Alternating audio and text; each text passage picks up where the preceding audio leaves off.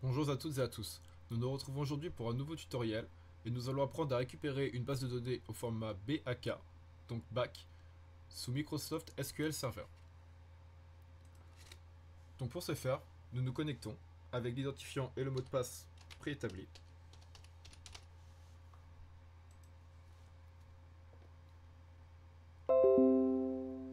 Donc quel est l'intérêt de récupérer une base au format BAK sous Microsoft SQL Server? Eh bien, le format BAK est intraitable par les logiciels Access et MySQL, et donc en la récupérant sous SQL Server, cela va nous permettre par la suite de transférer la base sur ces deux logiciels. Donc par exemple via un pilote ODBC.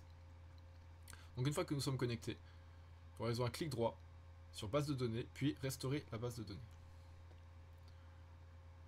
Lorsque ce menu s'affiche, sélectionnons la deuxième option et cliquons sur les points de suspension. Dans celui-ci, nous faisons ajouter.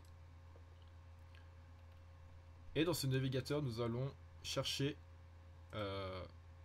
là où nous avons téléchargé la base de données. Donc pour ma part, je l'ai enregistré dans le C, dans un fichier appelé BDD, AdventureWorks Data Warehouse 2017.bak. Je sélectionne, je fais OK. OK. Donc ici, vu que c'était la AdventureWorks Data Warehouse 2016, que j'ai renommé en 2017 pour cet exemple, j'avais ici 2016, mais c'est tout à fait normal que AdventureWorks Data Warehouse 2016 ce soit 2016 ici. Mais pour notre exemple, nous l'appellerons même base exemple BAK. Voilà. Donc une fois que tout ça est OK, nous cliquons sur OK. Ici nous voyons restauration de la base de données. Base de données, base exemple BAK restaurée. OK. Et maintenant, lorsque je me rends dans les bases de données, je peux voir ici qu'une nouvelle base de données a été créée. Base exemple BAK avec les tables et tout le nécessaire.